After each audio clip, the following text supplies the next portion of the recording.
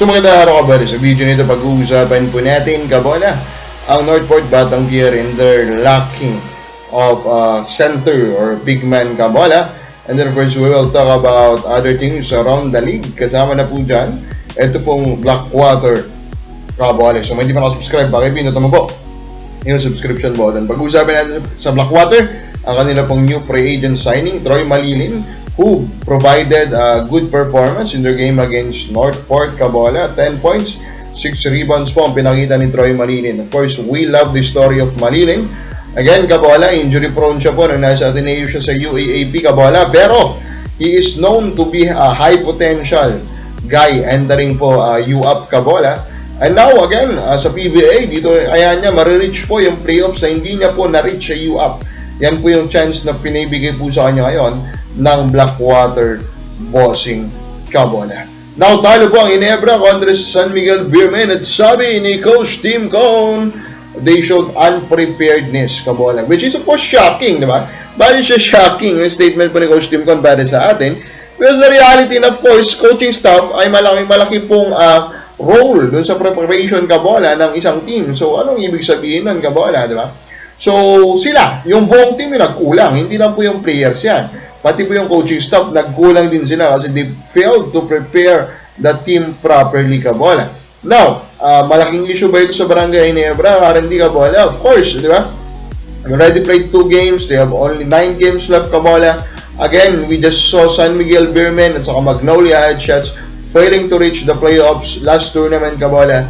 So, dapat di magpakampanya po ang Ginebra. Ang kagandahan lang po sa mga fans ng Ginebra, always take note, we're talking about Coach Tim Cone here, and we all know Coach Tim Cone Kabola, saray na yan Kabola, after slow start, sometimes it is even part of the strategy. Comments muna tayo mga fans. Joel De Guzman watching from Riyadh, Saudi Arabia.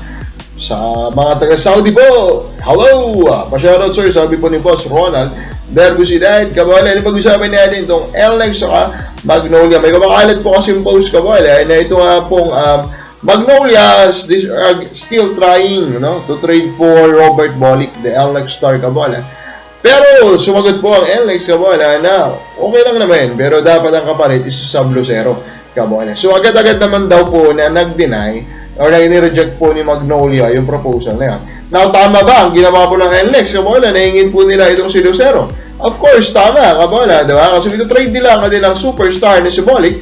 They need to get the best player possible in return. And for me, kung Magnolia ka-trade mo, that will be Lucero Kabola. Now, tama din ba? Nireject po na Magnolia. For me, tama din Kabola. Kasi po, yes, maybe Bolick is a much higher rank po ngayon na player, pero still he is a guard. And again po, demand and supply dictates Kabola na mas dapat piliin po yung forward kaysa po dun sa Guardia. All of course, Robert Bolick is a super guard. He is a super guard Kabola. Dahil na, no? So for Northport Batangier, they have a very shallow front line right now. I think the only 2 players Kabola traditionally that can play the center position is Daniel Cuntapay at saka si Kid Flores. And of course, both of them I think are even undersized kasi pareho ata sila nasa 6'4", 6'5" lang Kabola. Diba? Unless they want to play very modern with Tolentino or Navarro as their center. Now with that Kabola, I want to suggest 3 players I think that they can realistically target. Number 3 natin, Jamie Malonzo.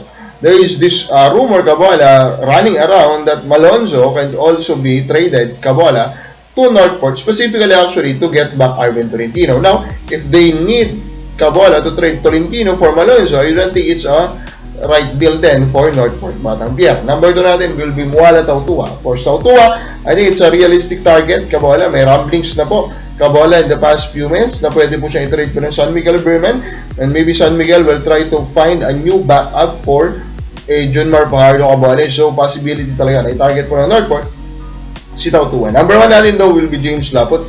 After helping him to find a consistent role in a way sa Magnolia Kabola, ngayon parang yung minutes po ni Laput hindi na po consistent. So, pwede po i-take advantage ng Northport. They try to trade for him. Again, I am a believer of Laput. The guy is big. The guy's footwork speed is good. Kabola. So, for me, the potential is there. Kung sa programa, sino dapat dito ang target ng Northport? Kami lang po. So, ba?